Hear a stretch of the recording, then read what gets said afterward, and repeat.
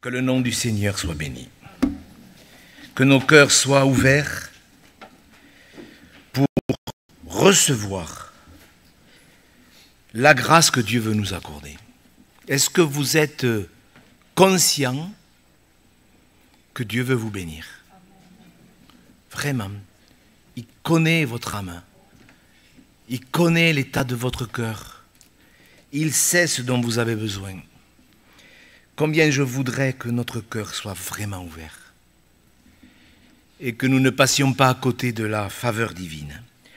Nous allons lire un psaume en entier, le psaume 73, le psaume d'un homme que Dieu a choisi par le biais de David. C'est Asaph. Il a écrit, je crois, 12 psaumes. C'est un homme qui a commencé comme musicien dans la chorale de Jérusalem et qui a terminé comme prophète. Le problème, ce n'est pas la façon dont on avance, vraiment, si on a certaines capacités, mais c'est d'apprendre. Lisons ce psaume, un homme qui a traversé un moment difficile, comme chacun d'ailleurs. Psaume 73, psaume d'Asaph. Oui, Dieu est bon pour Israël, pour ceux qui ont le cœur pur. Toutefois, mon pied allait fléchir, mes pas étaient sur le point de glisser, car je portais envie aux insensés en voyant le bonheur des méchants. Rien ne les tourmente jusqu'à leur mort, et leur corps est chargé d'embonpoint. Ils n'ont aucune part aux souffrances humaines, ils ne sont point frappés comme le reste des hommes. Aussi l'orgueil leur sert de collier, la violence est le vêtement qui les enveloppe, l'iniquité sort de leur entraille, les pensées de leur cœur se font jour, ils raillent et parlent méchamment d'opprimés, ils profèrent des discours hautains, ils élèvent leur bouche jusqu'aux cieux, et leur langue se promène sur la terre. Voilà pourquoi son peuple se tourne de leur côté, il avale l'eau abondamment, et il dit, comment Dieu saurait-il? Comment le Très-Haut connaîtrait-il? Ainsi sont les méchants, toujours heureux, ils accroissent leur richesse. C'est donc en vain que j'ai purifié mon cœur, et que j'ai lavé mes mains dans l'innocence. Chaque jour, je suis frappé, tous les matins, mon châtiment est là. Si je disais, je veux parler comme eux, voici, je trahirais la race de tes enfants. Quand j'ai réfléchi là-dessus pour m'éclairer, la difficulté fut grande à mes yeux, jusqu'à ce que j'ai pénétré dans les sanctuaires de Dieu. Je relis à partir du verset 16, s'il vous plaît, car la clé, elle est là. Quand j'ai réfléchi là-dessus pour m'éclairer, la difficulté fut grande à mes yeux, jusqu'à ce que j'ai pénétré dans les sanctuaires de Dieu et que j'ai pris garde au sort final des méchants. Oui, tu les places sur des voies glissantes, tu les fais tomber et les mets en ruine. Et quoi, en un instant, les voilà détruits, ils sont enlevés, exterminés par une fin soudaine, comme un songe au réveil. Seigneur, à ton réveil, tu repousses leur image. Lorsque mon cœur s'aigrissait et que je me sentais percé dans les entrailles, j'étais stupide et sans intelligence, j'étais à ton égard comme les bêtes. Cependant, je suis toujours avec toi. Tu m'as saisi la main droite. Tu me conduiras par ton conseil. Puis tu me recevras dans la gloire.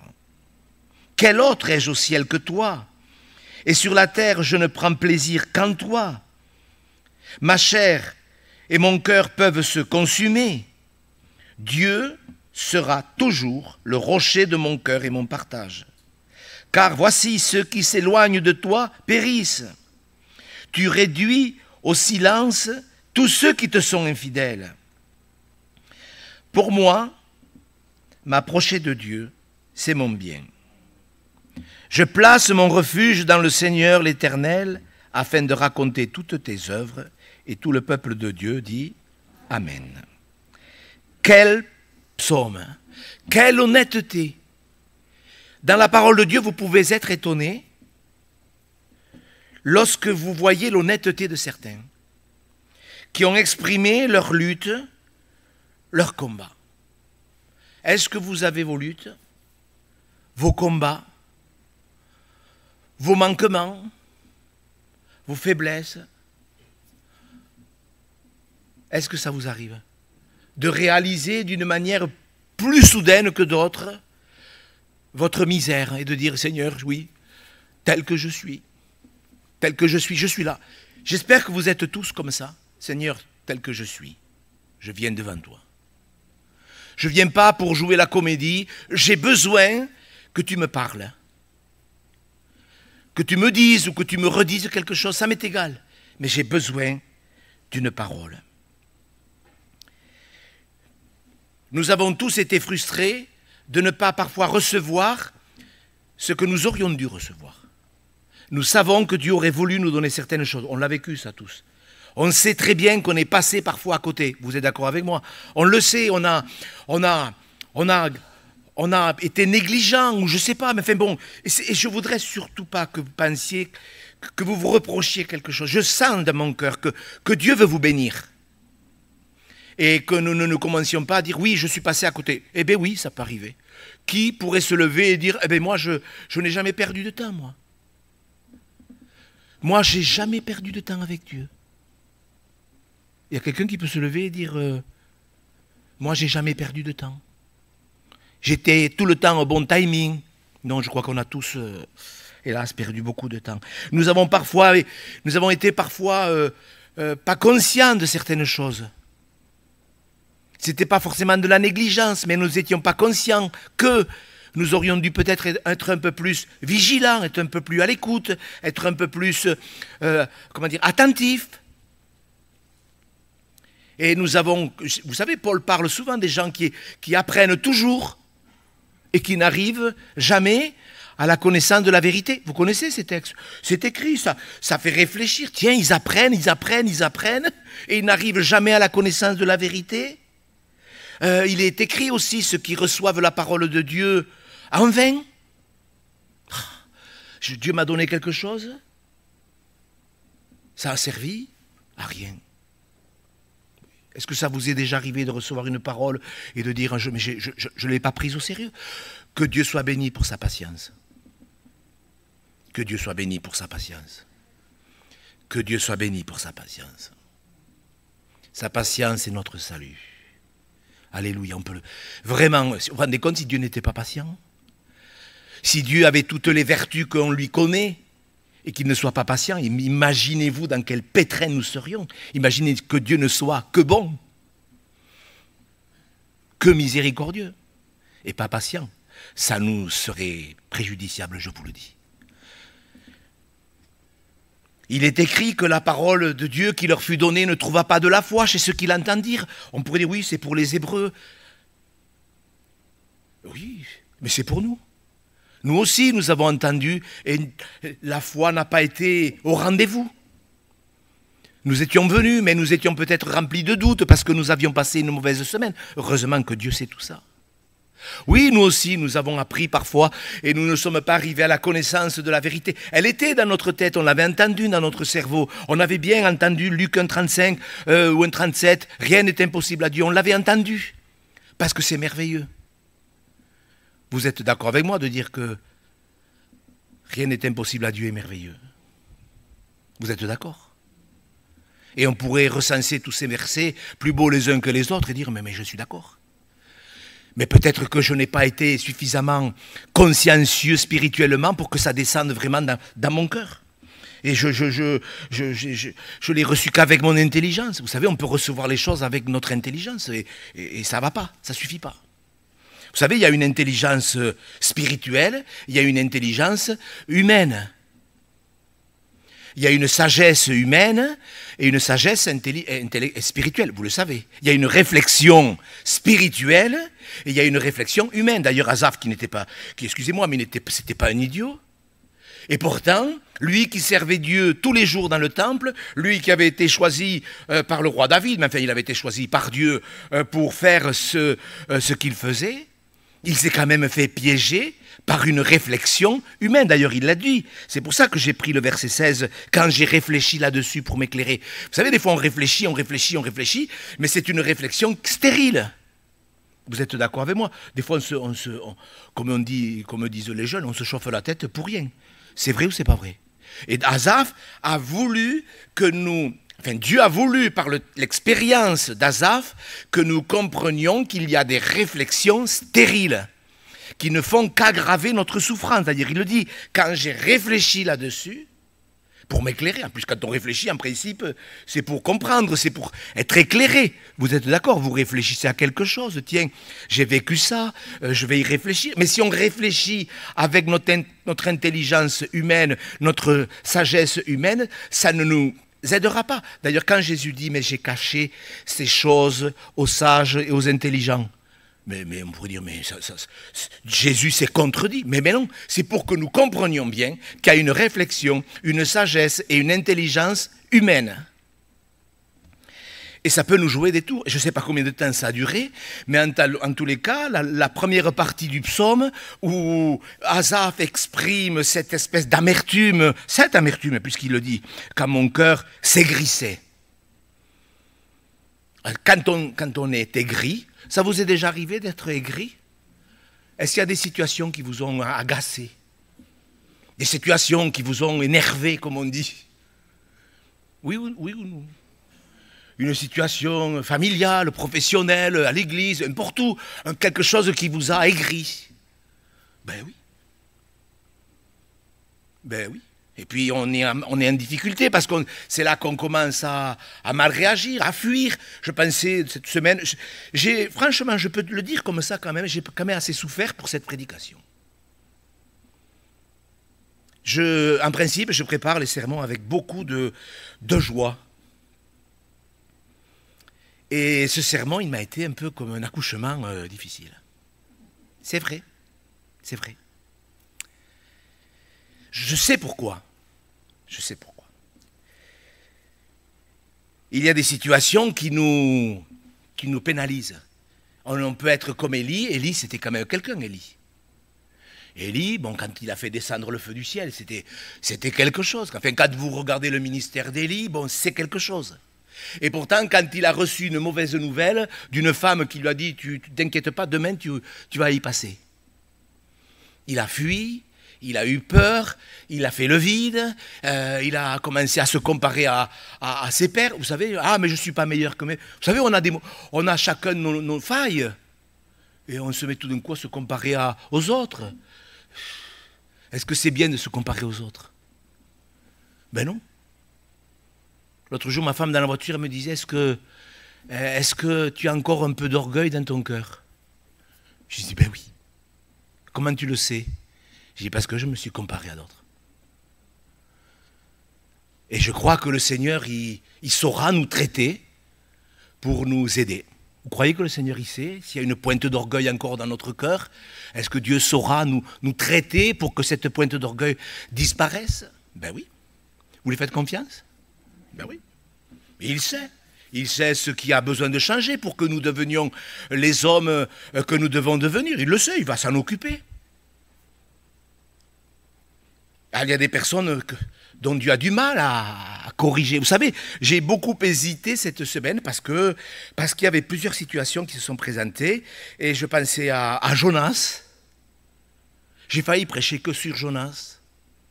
Un homme qui n'a pas accepté le brisement. Asaph a été brisé par cette situation. Dieu a utilisé ce problème de réflexion. Quand on commence à dire, mais comment ça se fait qu'il y a des méchants qui soient plus riches que moi? Comment ça se fait? Comment ça se fait qu'il y a des méchants qui prospèrent? Vous avez vu la première partie du psaume? Mais comment ça se fait que, alors que moi j'ai lu dans le Deutéronome que les méchants ils seront punis et les justes ils seront bénis, comment ça se fait qu'il y a des méchants qui prospèrent? Et on voit toute cette lutte dans le combat de cet homme, parce que nous aussi il y a des choses qui nous font réfléchir, pas forcément bien. Vous croyez que Dieu est juste? D'ailleurs il le dit dans la dernière partie du psaume, Dieu sait s'occuper des gens. Ce qu'on sème on le récolte. Mais Dieu peut le faire ici-bas. Dieu peut s'occuper de certains problèmes dans l'éternité. Vous le croyez qu'il y a des choses qui seront réglées au jugement dernier? Mais pourquoi il y aura un jugement? Parce qu'il y a des choses qui ne seront réglées qu'après la mort. Dieu est juste. Totalement juste. Et ne commençons pas à nous bousiller le cœur avec des réflexions, des pseudo-sagesses, des pseudo-intelligences qui nous éloigneront de la communion avec Dieu. La difficulté, elle existe. D'ailleurs, il le dit bien, quand j'ai réfléchi là-dessus, il voulait un éclairage, c'est un homme sérieux, Asaph. Lisez l'histoire et vous allez voir comment il a progressé, il est même devenu prophète. C'est quelqu'un qui a vraiment avancé. Mais ce moment difficile nous montre que nous aussi, nous devons veiller, et ce n'est pas avec notre intelligence, notre sagesse humaine, notre intelligence humaine, que nous arriverons à prendre des victoires. Ce n'est pas parce que quelqu'un est plus intelligent qu'un autre qu'il aura plus de succès spirituel. Vous comprenez? Nous on dit, ah mais celui-là il est doué. Nous, vous voyez comment on est malade, malheureux, pauvre, voilà le mot que je cherchais. On est pauvre, on s'imagine, à telle personne, elle est plus douée, elle va réussir plus facilement. Telle personne, elle est plus intelligente, elle réussira plus facilement. Telle personne, elle est plus souple. Elle réussit. Non. La réussite spirituelle ne dépend pas de l'intelligence, de certaines capacités intellectuelles ou humaines. La bénédiction dépend de la façon dont on s'approche de Dieu. Et ça, tout le monde peut le faire. Tout le monde peut le faire d'une façon vraie. Parce que les moments spirituels, ils sont tous différents. Des fois, c'est un moment de rafraîchissement. Vous avez remarqué comment la prière peut être un rafraîchissement et parfois comment la prière peut être un combat. Oui ou non? Vous l'avez remarqué ça à peu près? Il y a des moments, la prière, c'est un combat. Il y a des moments, la prière, c'est un fleuve dans lequel on se plonge. Pourquoi? Parce qu'il y a des combats spirituels, il y a des ruses de l'ennemi. Et ce psaume, il est là avec cette richesse extraordinaire où l'on comprend que toute grâce excellente, tout don, toute victoire descend du trône de la grâce. Ce n'est pas parce que je le répète, ce n'est pas parce que vous seriez plus doué qu'un autre, plus capable qu'un autre, que vous allez avoir plus de succès que celui qui est moins capable que vous. Ce n'est pas vrai. C'est totalement faux. C'est une question de sincérité devant Dieu. Il a été sincère, il écrit, Dieu a voulu qu'il l'écrive. Il y a des choses qui sont écrites, ça nous fait réfléchir. D'ailleurs, ces choses n'ont-elles pas été écrites pour notre instruction, pour que nous recevions la consolation dont nous avons besoin? La consolation, nous n'en avons pas besoin que lorsque nous connaissons le deuil. La consolation, nous en avons besoin dans d'autres domaines. Vous le savez, ça. Et donc, Asaph va expérimenter ça. Je ne sais pas combien de temps ça a duré, combien de temps Dieu a permis que ça dure. Il y a des choses, on va le terminer avec ça. Dieu les fait en son temps, c'est vrai. C'est la fin de ma conclusion. Pourquoi Dieu a permis que Asaph mette autant de temps à réfléchir avec la grâce de Dieu plutôt qu'avec son intelligence, dont il possédait vraiment? Pourquoi Dieu a-t-il permis que Jonas reste 3 jours dans le ventre d'un poisson? Pourquoi 3 jours? Est-ce que Dieu n'aurait pas pu le ramener avec un grand poisson? Ça doit courir vite. Il aurait pu vite arriver au bord ou non? Il dit non, je vais lui épargner de rester 3 jours dans le ventre, ça doit pas être intéressant. Est-ce que c'était bien que Jonas reste 3 jours qu'est-ce que vous préférez, vous? 3 heures ou 3 jours? Non mais, est-ce qu'en 3 heures, non mais, vous allez me dire, mais oui, vous allez voir où je vais en venir. Dieu sait ce qu'il fait.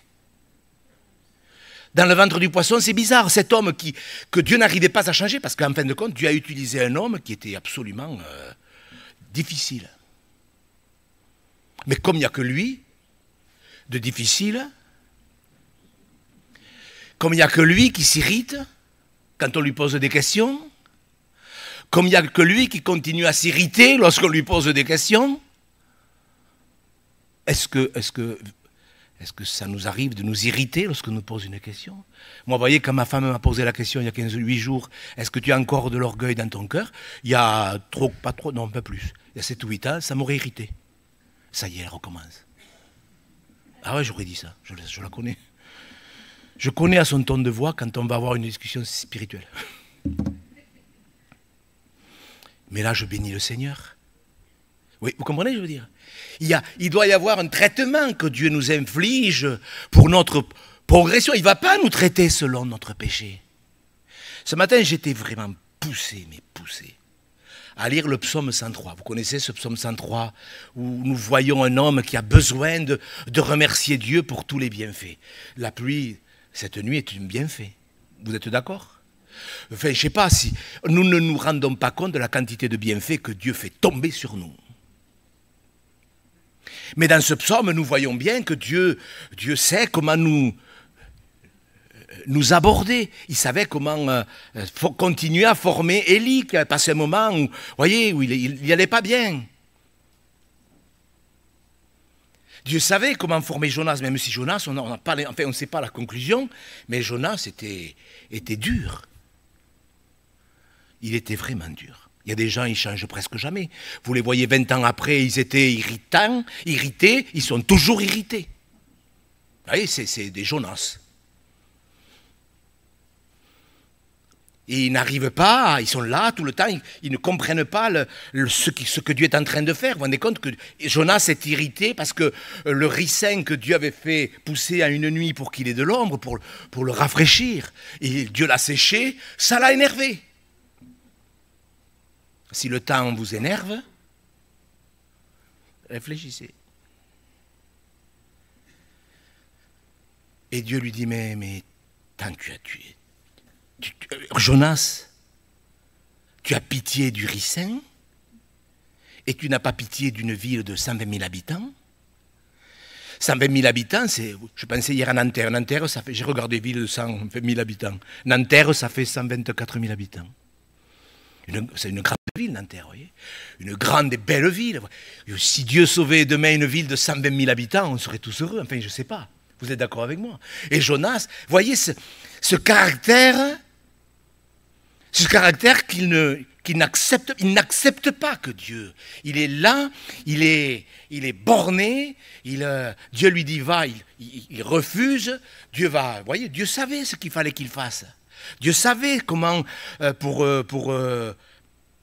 Asaph, bon, Asaph c'était un homme plus tendre, Élie il était entre les deux. Vous voyez, Dieu sait notre niveau de tendresse ou de dureté, donc Dieu va mettre le curseur en fonction de ce qu'on a besoin d'apprendre. Parce que Dieu ne nous traite pas selon notre péché, est-ce que c'est bien? Ben oui. C'est pas une bénédiction que... C'est ça la grâce. La grâce et la miséricorde, souvent on parle de grâce et de miséricorde, Dieu est gracieux, Dieu est miséricordieux, c'est des mots que l'on chérit dans son cœur. Mais est-ce qu'on sait vraiment ce que ça veut dire aujourd'hui? Est-ce que nous sommes dans la dispensation de la grâce? Ben oui. Dieu me fera grâce, il ne me traitera pas selon mes péchés. Oui, je me suis loupé, oui, je me suis irrité, oui, j'ai critiqué Jonas, mais je ne fais pas mieux. Je ne fais pas mieux. Oui, j'ai critiqué peut-être pas Élie, parce que bon, il faut être déjà fort pour critiquer Élie. Mais quand on commence à se comparer aux autres, ça ne sert à rien. Oui, je peux dire, Asaph, quand même, on arrivait à dire des choses pareilles. Mais nous aussi, on dit des choses pareilles. On les oublie peut-être, mais nous aussi, on dit des bêtises. Oui ou non? On les dit. Et on se rend compte au fur et à mesure qu'on cherche la pensée de Dieu, on se rend compte justement qu'il y a une intelligence, une réflexion et une sagesse qui nous met dans le rouge.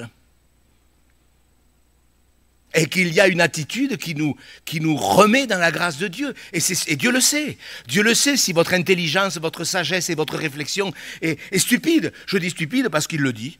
Parce que des fois, on me dit, Monsieur Gros, vous dites des choses, mais écoutez, il ne le dit pas. Verset 22, j'étais stupide. J'étais stupide. Des fois, on est stupide. Peut-être, est-ce que vous avez été stupide? Juste un hochement de tête. Ça va, c'est bon. On est stupide des fois, mais on l'accepte. Pardon, j'ai été stupide. Oui ou non? Pardon, Seigneur. Pardon, mon frère. Pardon, chère épouse. Pardon, mon mari. Pardon. Mais voilà, c'est ça l'honnêteté. Mais il n'empêche que même si on est honnête dans un sens, c'est-à-dire de dire oui, je reconnais que ma réflexion, elle est stérile. Je suis toujours irrité. Vous voyez, Élie a fait une expérience extraordinaire. Jonas a fait une expérience extraordinaire. Vous vous rappelez comment Dieu a nourri Élie? Comment Dieu quand même a prévu à l'avance le moyen de locomotion pour que c'était quoi? C'était un suicide, Jonas? Jetez-moi à la mer. Est-ce que vous vous rendez compte? C'est quoi jetez-moi à la mer? Il aurait pu dire, parce que les marins, ils étaient paniqués. Et qu'est-ce qui se passe? Ils lui ont posé plein de questions. Mais pourquoi tu fais ça? D'où viens-tu? Quel est ton Dieu? Pourquoi ne pries-tu pas? Vous savez, le monde, il pose des questions, il nous pose des questions. Jetez-moi à la mer. Jetez-moi à la mer et la tempête s'apaisera. C'était vrai en plus. Il savait que c'était lui qui attirait la colère. Il y a des tempêtes. Dieu les permet pour nous apprendre certaines choses, mais il y a des tempêtes qui sont le résultat de nos désobéissances. Vous êtes d'accord avec moi? Heureusement. Mais Dieu a prévu un poisson. Au dernier moment, Dieu n'a pas dit « Ah, je ne savais pas. Ah, je ne savais pas. Ah, il est mort. Ah, il s'est noyé. » Est-ce qu'il aurait pu se noyer si le grand poisson était arrivé 3 minutes après? Ben oui, il se serait noyé. Mais Dieu est souverain. Dieu est souverain. Et dans le ventre du poisson, il s'est souvenu. C'est écrit, je me suis souvenu de l'Éternel. C'est bizarre comme... Et là, on a l'impression, il reconnaît que Dieu est le maître. Il reconnaît que dans le ventre du poisson, il reconnaît, il ne peut pas faire autrement. Mais après avoir fait une autre expérience, il redevient irrité. Ce qui prouve... Je vais être bref parce que je ne veux pas être long dans cette explication. Ce qui prouve que les expériences n'amènent pas la communion avec Dieu. Ça devrait. Je vous promets que bibliquement, les expériences ne règlent pas les problèmes. Élie a fait des expériences extraordinaires. Il a vu les corbeaux lui amener à manger. Enfin bon. Avec la nourriture qu'il a mangée, il a pu marcher 40 jours et 40 nuits. Enfin, il y a des choses extraordinaires. Et quand Dieu lui dit, écoute, sors de la caverne, écoute-moi, et il recommence à se plaindre. Les expériences sont merveilleuses, mais elles ne règlent pas le problème de la communion avec Dieu. Il faut que vous le compreniez, frères et sœurs. Parce qu'il y a des moments où on sent très bien qu'il faut changer de marche ou d'étage. Vous êtes d'accord avec moi? Vous le sentez des fois qu'on a stagné dans des problèmes. Vous êtes d'accord avec moi? Moi, j'ai redoublé plusieurs fois à l'école. Quand je voyais ma sœur jumelle qui était en 3e et que moi j'étais en... je ne peux pas vous le dire. Je ne peux pas vous le dire. Je me disais, j'ai quand même...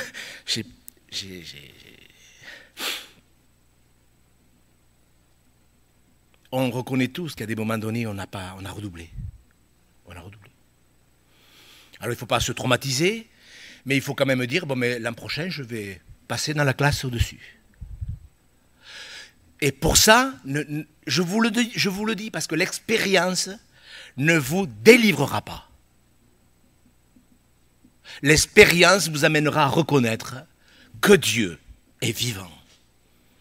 Mais il ne faut pas reconnaître que Dieu est vivant. Il faut aussi réaliser qu'il veut être en communion avec nous. C'est pour ça que Asaph va l'exprimer.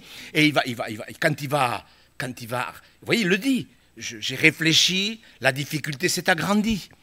Hier encore, moi j'avais quelqu'un au téléphone, je dis mais vous réfléchissez, j'ai été obligé de lui dire, c'est délicat parce que moi aussi, je n'ai pas toujours les mots. Et je dis à la personne, mais vous réfléchissez pour rien. Pour rien, ça ne sert à rien, votre réflexion. Merci Seigneur pour les expériences. Mais si les expériences nous amènent à juger les autres, les pécheurs, est-ce qu'il faut juger les pécheurs? Vous savez, il s'en passe des choses dans le monde. Nous, on peut se permettre, ah, tiens, cette semaine, pourquoi le président de la Russie a fait tuer un de ses... Oui, c'est des choses... on peut y réfléchir dessus. Ne jugez pas. Nous, ce que l'on doit comprendre, il faut le comprendre, c'est que ce n'est pas avec nos efforts que nous obtiendrons des victoires. Ce n'est pas avec des efforts humains que nous deviendrons humbles.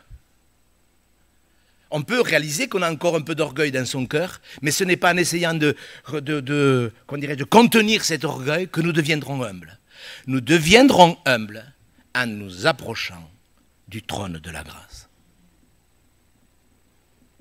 Nous avons essayé avec nos forces, notre intelligence, notre zèle, parce que quand même, on a du zèle pour le Seigneur. Si on est là ce matin, si vous êtes convertis depuis des années, je peux quand même en déduire qu'on a du zèle, on peut dire Seigneur. Mais c'est pas le zèle ne sert à rien. Le zèle humain. C'est écrit. Il y a même un zèle diabolique.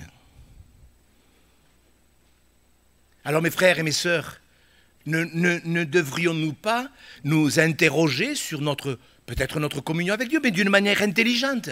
Qu'est-ce que je pense de ma communion avec Dieu? Est-ce que c'est une question qu'on peut se poser, mais d'une manière paisible? Où j'en suis de ma communion avec Dieu? Quel est le... Je ne sais pas, c'est ce que je veux dire bien. Mais tiens, sur 10, quel est le degré de communion avec Dieu? Si moi j'estime que la communion avec Dieu, c'est ça, j'en suis à 5, 8, 3. Donc, ce que je ressens dans mon cœur ce matin, mais d'une manière profonde, c'est qu'il y a une loi dans la Bible. C'est que nos forces humaines, personnelles, intellectuelles, et tout ce que vous voudrez, ne peuvent pas nous obtenir la victoire. La victoire, elle est en Christ, dans la présence de Dieu. Alors le deuxième verset qui s'était bien sûr imposé à mon cœur, c'est celui-ci dans Hébreux, un verset que j'ai souvent cité. Et c'est pour ça des fois qu'on a des combats quand on prêche, parce qu'on doit revenir sur des versets qu'on a cités plein de fois. Mais moi je veux obéir au Saint-Esprit et je ressens dans mon cœur que ce verset, nous en avons besoin ce matin, tous. Tous, et vous qui le connaissez par cœur peut-être. Vous le connaissez peut-être par cœur et c'est très bien, mais ça ne suffit pas. Est-ce que je vis Hébreux 4, verset 16. Approchons-nous donc, c'est ce qu'a fait Asaph, quand il a compris que sa réflexion était stérile, et que sa difficulté grandissait, qu'il s'irritait encore plus, qu'il s'aigrissait. Il a dit, bon, c'est pas comme ça que je vais... Parce qu'en plus, il était tous les jours dans le temple. Il faut bien que vous compreniez. C'était le chef de la chorale de Jérusalem, c'était vraiment quelqu'un. Et d'un côté, il servait Dieu, et de l'autre, il s'aigrissait. Approchons-nous donc avec assurance du trône de la grâce, afin d'obtenir miséricorde, de trouver grâce pour être secourus dans nos besoins. Voilà, un verset extraordinaire. Approchons-nous avec assurance. Bon, on va faire simple. Approchons-nous avec assurance. Comment je m'approche de Dieu? Actuellement, là, aujourd'hui, dans les semaines de cet été, comment je me suis approché de Dieu? Me suis-je approché de Dieu avec assurance, avec conviction, ou est-ce que je me suis approché avec du doute, parce que j'étais pas bien? Ça vous est déjà arrivé de ne pas être bien? Mais le diable, il va mettre les bouchées doubles pour vous faire croire à la sainteté de Dieu d'une manière particulière. Ah non, t'as vu comment t'es, tu vas t'approcher de Dieu, t'as pas honte? Est-ce que l'ennemi peut pousser à ça? Tout d'un coup défendre la sainteté de Dieu pour nous empêcher de nous approcher de Dieu. Le diable, il est rusé pour qu'on ne prie pas. Approchez-vous avec assurance. Voilà. Il faut que je règle ce problème de doute. Mes frères et sœurs, écoutez-moi. Je vous demande de bien écouter, parce que je sais que ce que je vous dis là, je l'ai déjà dit 50 fois. Mais vous et moi, pas vous, vous et moi, nous avons besoin d'entendre et de réentendre des choses simples. Je dois m'approcher avec assurance. Pourquoi? Mais parce que du côté de Dieu, je sais qu'il m'accueillera. C'est pas que je m'approche parce que j'ai fait des progrès. Ah, moi j'ai fait des progrès, vous savez, monsieur Go, quand je prie, qu'est-ce que j'ai de l'assurance? Ben, ça sert à rien, c'est de l'orgueil. Frères et sœurs, je m'approche de Dieu avec assurance parce que je sais qu'il m'accueille. Ah, vous pouvez dire amen. Est-ce que vous réalisez que tel que vous êtes, vous pouvez vous approcher de Dieu? J'ai passé une mauvaise semaine, mais je m'approche de toi et je ne vais pas m'approcher avec le doute, parce que vous avez lu la parole et vous savez combien le doute peut faire du mal aux hommes. Et combien, on parlait, Lucas parlait justement du découragement. Combien le doute peut amener le découragement. Et le découragement à la défaite, il n'y a qu'un pas. Doute, découragement, défaite. Ça pourrait s'appeler la vie en 3D. Oui, bon, c'est pas. Mes frères et sœurs, c'est comme ça que ça marche. On commence à douter et que la Bible dit que celui qui doute ne s'imagine pas. C'est des lois. Ce sont des lois. C'est des lois. C'est simple. C'est des lois. Ne vous approchez pas de Dieu en doutant. Ne doutez pas de son amour. Ne doutez pas de sa patience. Parce que justement, qu'est-ce que les deux premières choses qu'il faut obtenir? Vous savez, c'est archi simple. Mais combien de chrétiens ne le vivent plus? Approchez-vous avec assurance du trône de la grâce. Le Seigneur Jésus est assis sur le trône de la grâce. Un jour, il sera assis sur le grand trône blanc. Je peux vous assurer que ce jour-là, il y en a qui vont regretter de ne pas avoir cédé à ce genre d'invitation, parce que c'est quand même une drôle d'invitation, ce qu'on dit. Je ne sais pas qui que vous soyez, dans quel état vous êtes, même si vous allez très mal, cette invitation, elle est valable. Approchez-vous avec assurance. Approchez-vous. Approchez-vous de Dieu et il s'approchera de vous. Afin d'obtenir quoi? En premier, la miséricorde. Combien de gens se sont approchés de Dieu pour une guérison? Et ils ont bien fait, mais ils n'ont pas obtenu miséricorde. Vous comprenez ce que je veux dire? On a vu des gens, ils ont été guéris, ils ont été, je sais pas, moi, ils ont fait une expérience extraordinaire. Le gars, ça faisait 10 ans qu'il était au chômage, il ne pouvait pas payer sa maison, il était en difficulté, puis tout d'un coup, il a trouvé un super boulot, et ils ont vérifié que Dieu pourvoit, mais ils n'ont pas obtenu miséricorde. Dieu veut qu'on obtienne d'abord miséricorde. Vous vous rappelez ce paralytique qu'on a fait descendre par le toit? Vous vous rappelez ce paralytique? Et on le fait descendre. Ses amis savent que Jésus a le pouvoir de guérir. Et ils le font descendre avec 4 cordes. Ils le font descendre. Et quand ce paralytique se retrouve au pied de Jésus, Jésus lui dit, tes péchés sont pardonnés. Alors les pharisiens, bien sûr. Mais pour qui il se prend? Il n'y a que Dieu qui peut pardonner. Vous connaissez l'affaire. Et bon, je vais pas expliquer cette histoire, mais je veux juste vous expliquer au travers de cette histoire que ce dont cet homme avait besoin avant la guérison, c'était de la miséricorde. Et un des problèmes de la fait de s'approcher de Dieu, c'est que les gens s'approchent que pour leurs besoins. Il faut s'approcher pour ses besoins. Et vous pouvez vous approcher de vos besoins tant que vous voulez.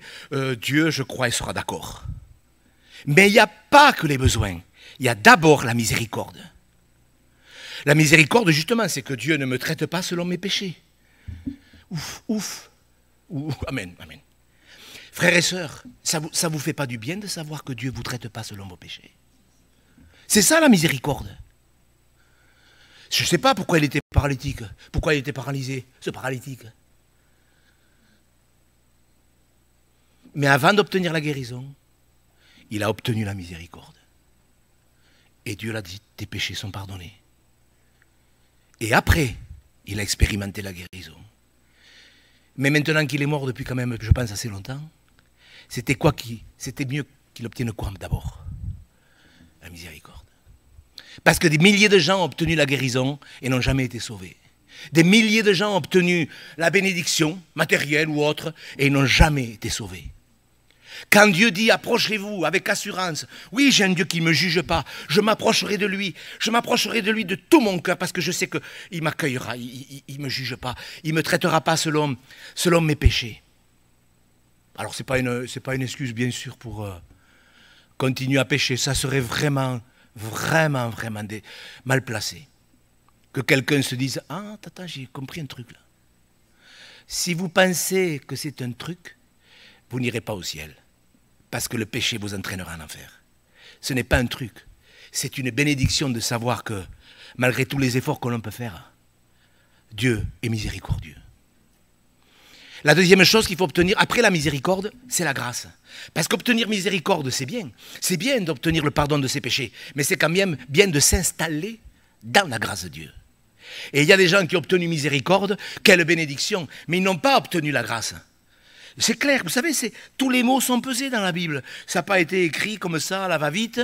Il faut s'approcher pour obtenir. On s'approche pour obtenir. C'est pour ça qu'il ne faut pas douter. Si vous doutez, vous n'obtiendrez pas. Ne doutez pas de Dieu. De vous, c'est pas grave que vous doutiez de vous, c'est pas important ça.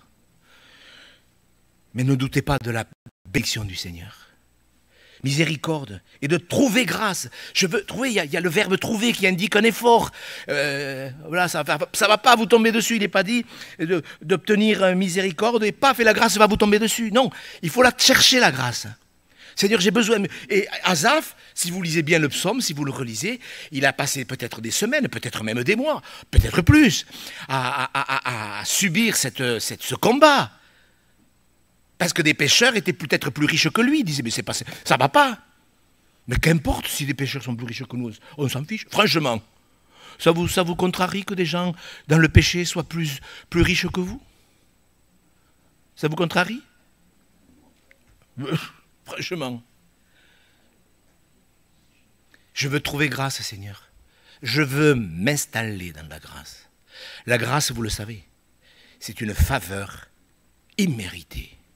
Non seulement Dieu me fait miséricorde en ne me traitant pas selon mes péchés, mais Dieu me donne des choses que je ne mérite pas. C'est ça la grâce. Quelle bénédiction. Il ne me traite pas selon mes péchés. Et en plus, il me donne des choses que je ne mérite pas. Que son nom soit béni.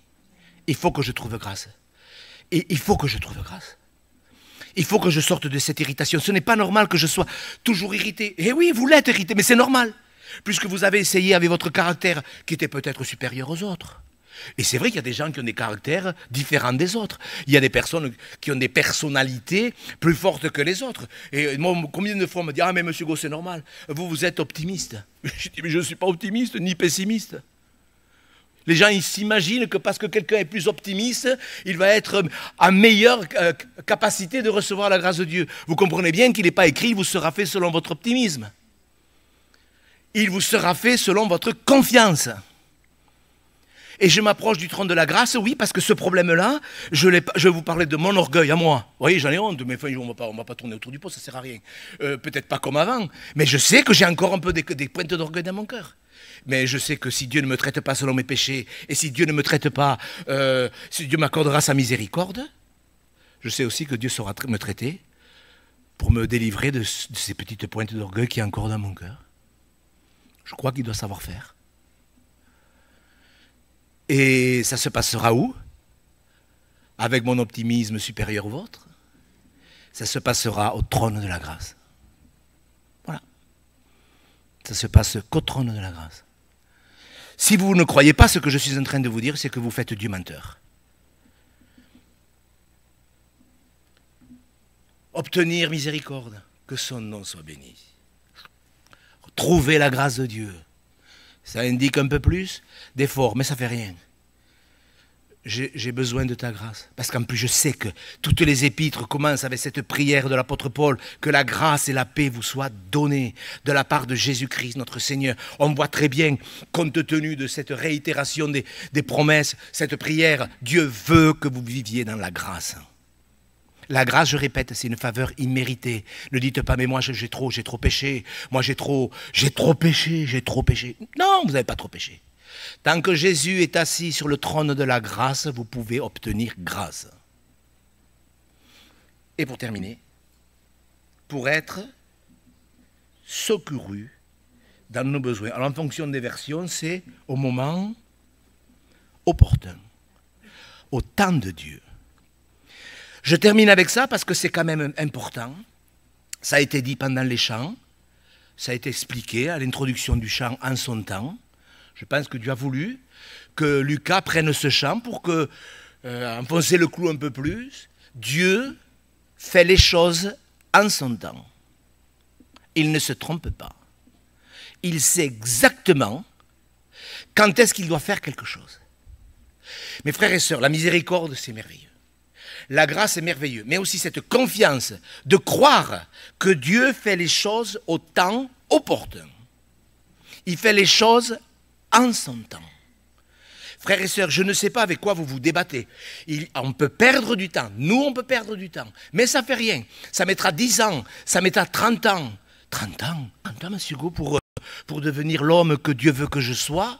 Vous croyez que Dieu peut former un homme pendant 20 ans ou 30 ans? Est-ce que c'est possible?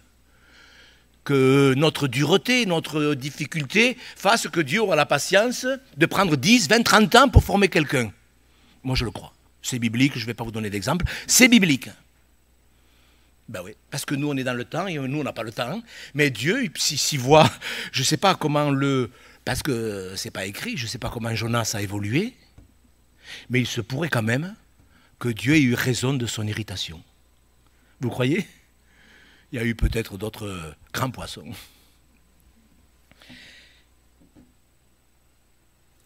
Pour obtenir le secours opportun. Peut-être vous attendez du secours. Dans le domaine de la famille, est-ce qu'on peut avoir besoin de secours dans la famille? Oui, moi je voudrais que mes enfants soient tous convertis. Est-ce que c'est la volonté de Dieu? Est-ce que Dieu vous a donné des enfants pour qu'ils aillent en enfer? Soyons sérieux, soyons sérieux. Est-ce que Dieu peut toucher le cœur de votre fils, de votre fille, sans votre témoignage et votre insistance? Viens à l'église, viens à l'église. Vous croyez que Dieu peut amener quelqu'un à l'église? Que quand la lumière du Seigneur frappe, le gars, il n'a pas besoin de 3 mois pour aller prier, pour venir au temple? Demandez à Paul comment ça s'est passé. Est-ce que la parole de Dieu peut être une lumière qui va éclairer puissamment le cœur de quelqu'un? Serait-il un abominable, un persécuteur, un blasphémateur? Pourquoi Dieu a voulu que l'histoire de la conversion de Paul soit dans les Écritures? Pour nous montrer que sa lumière suffit. Quand je vois tous les chrétiens qui se débattent pour amener quelqu'un à l'église, et viens, il faut venir à l'église. Mais vous croyez que... Moi, je me souviens quand j'avais dit à ma mère, maman, ne me parle plus de Jésus, tu m'énerves. Ah, mais elle m'énervait vraiment. J'ai dit, maman, je n'irai jamais à ton église. Tu comprends bien. Je trouvais ça tellement ridicule quand elle me parlait de Jésus. Je trouvais ça tellement bête, mais bête. Et un jour, je dis, maman, écoute, je te demande, ne me parle plus de Jésus. Elle était furieuse, je le voyais, moi je la connais. Elle m'en a plus parlé. Mais elle en a parlé à quelqu'un d'autre. Elle en a parlé à ce Dieu qui a tout pouvoir dans le ciel et sur la terre. Vous croyez que Dieu a pouvoir sur votre fils? Oui, mais vous savez, c'est un dealer, c'est un drogué, mais il a même fréquenté des prostituées. Même du coup, vous ne vous rendez pas compte. Vous ne croyez pas que Dieu peut, par sa lumière, sauver un de vos enfants? Vous croyez qu'il a besoin de votre... C'est pas écrit que les femmes en silence peuvent amener leur mari à la croix? C'est pas écrit? Dieu fait les choses en son temps. Dieu a fait, quand il est parlé de Joseph, parce que ça me vient à l'esprit, jusqu'au temps marqué par Dieu. Quand vous lisez l'évangile, pas l'évangile, mais quand vous lisez certains textes qui relatent des expériences, c'était jusqu'au temps marqué. Au temps marqué par qui? Mais par Dieu. Dieu ne vous traitera pas selon vos péchés. Dieu ne vous traitera pas selon vos iniquités. À cause de sa grâce et de sa miséricorde. Dieu vous traitera pour vous former. Comme il l'a fait pour Élie, pour qu'il puisse continuer son ministère. Comme il a dû le faire pour Jonas, qui malgré une expérience quand même, parce que je ne sais pas s'il y a beaucoup d'hommes qui ont assisté à la conversion de toute une ville. À part Finney, je crois, en son temps. Dieu vous traitera selon le plan qu'il a pour vous. Est-ce que vous avez compris? Dieu sait comment former un de ses ouvriers, même s'il y a encore un peu d'irritation, un peu d'orgueil. On ne va pas jouer les TTS. Dieu fait les choses en son temps. On relit la fin du psaume 73 pour terminer. Ça change du début. Hein. Ça change du début. On va lire à partir du verset 21. Puisque malgré l'aigreur, la stupidité, la folie de chanter à l'église et de ne pas s'approcher de Dieu, parce que c'est ça qui se passait. Ils louaient Dieu dans le temple et ils ne s'approchaient pas de Dieu. On peut aller à l'église et pas s'approcher de Dieu. Et je m'adresse à ceux qui négligent leur culte. C'est pour vous. C'est pour moi aussi cette prédication. Ne croyez pas que je sois au-dessus de vous. Ne vous inquiétez pas. Vous savez, c'est pas parce qu'on prêche, et même qu'on prêcherait bien, qu'on est spirituel. Je peux vous le dire. Vous comprenez? C'est pas parce qu'un pasteur il prêche bien qu'il obéit. Bien sûr que je m'y applique, vous inquiétez pas. Mais si nous négligeons notre culte personnel, comme je l'ai exprimé ce matin, nous n'aurons pas ces victoires. Alors, psaume 73, verset 21. Lorsque mon cœur s'aigrissait et que je me sentais percé dans les entrailles, on a tous vécu ça. J'étais stupide et sans intelligence. J'étais à ton égard comme les bêtes. Regardez ce retournement. Cependant, je suis toujours avec toi. Tu m'as saisi la main droite. Vous voyez la miséricorde et la grâce? Il lui a pas dit, quand même, toi, le responsable de la chorale, tu te rends compte, tu me fais honte. Tu me fais honte. Non, je suis toujours avec toi, tu m'as saisi la main droite, tu me conduiras par ton conseil, tu me recevras dans la gloire. Quand on chantait tout à l'heure, jeter à ses pieds la couronne, ou quand on dit, jetant nos armes aux pieds du roi des rois. Quel jour quand on va jeter nos couronnes, si on en a. Bon, quel jour? Quel jour? Quel autre ai-je au ciel que toi? Sur la terre, je ne prends plaisir qu'en toi. Ma chair et mon cœur peuvent se consumer. Verset 28, pour moi, est-ce que... Ne le dites pas, parce que c'est facile de dire que ta volonté soit faite. Hein. C'est facile de prononcer 5 mots. Il n'y a rien de plus facile que de dire que ta volonté soit faite. Mais quand même, je pense que c'est autre chose que 5 mots. Pour moi, m'approcher de Dieu, c'est mon bien. Amen. Est-ce que vous êtes d'accord qu'on demande au Seigneur sa grâce et sa miséricorde, sans douter, sans douter. Il faut que ça soit l'occasion, cette sainte scène, cette... Allez-y, monsieur, allez-y. Fermons les yeux. Il faut que ça soit une occasion bénie. Dieu est assis en Jésus-Christ sur le trône de la grâce. Point. Jusqu'à l'enlèvement. C'est sûr qu'il peut te faire grâce et miséricorde. Mais je le répète, ce n'est pas avec tes capacités, ta personnalité, ton caractère, ton intelligence, ta sagesse, ta merveilleuse personnalité. C'est dans le trône de la grâce où tu recevras le secours de l'Éternel. Alors on lui demande de l'aide, on ferme les yeux vraiment. Peut-être que vous n'êtes pas né de nouveau.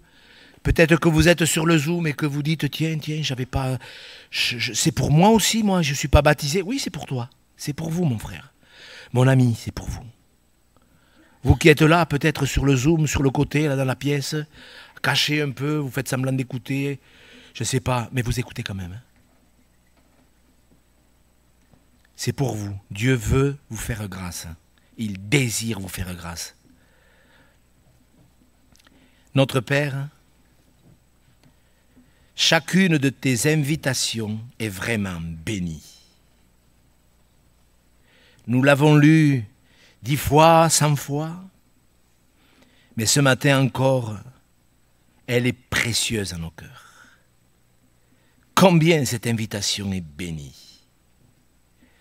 Obtenir, trouver, savoir qu'en ton temps, au temps opportun, tu donnes du secours. Ce secours qui ne manque jamais. Bien sûr, Seigneur, que tous ensemble, vraiment, d'un même cœur, nous te remercions pour ta patience. Nous ne doutons pas de ton amour, de ta bonté, de ta bienveillance. Mais Seigneur, nous sommes touchés par ta longanimité, cette patience jusqu'à la souffrance. Seigneur, nous approchons de toi, oui. Nous allons prendre ce pain et nous te remercions pour la Sainte Seine. Merci de l'avoir institué. Quel bonheur de prendre le plus grand des repas le dimanche matin. Nous te remercions pour ce pain et pour ce vin. Nous te remercions pour ta grâce, que tu nous accordes ce que nous ne méritons pas. Nous te remercions pour ta miséricorde, tu ne nous traites pas selon nos péchés. Nous te remercions pour ton secours, Seigneur Jésus. Tous ensemble, que le nom du Seigneur soit béni. Nous restons recueillis. Si vous êtes prêts à prendre la Sainte Seine, levez-vous. Levez-vous de bon cœur. Ah, mais de bon cœur, levez-vous devant votre Seigneur. Répondez à cette prédication avec un mot, deux mots, dans votre cœur, à mi-voix. Répondez-lui, il va le voir. Ne vous inquiétez pas, il va le voir. On n'est pas obligé de prier à haute voix. Vous savez, la foi, ce n'est pas les décibels, hein, je vous le dis. La foi, c'est le cœur qui parle, qui répond. Je vous encourage à lui répondre. J'espère que Dieu aura parlé au travers de mon ministère. Mais j'espère surtout que vous lui répondrez. Parce que ça serait plus que de l'impolitesse, si Dieu vous a parlé, de ne pas lui répondre. Alors de grâce, s'il vous plaît, avec beaucoup d'affection, parce qu'il y a de l'affection dans le royaume de Dieu, avec beaucoup d'affection, répondez à Dieu, répondez à cette prédication, s'il vous plaît. Que Dieu vous bénisse.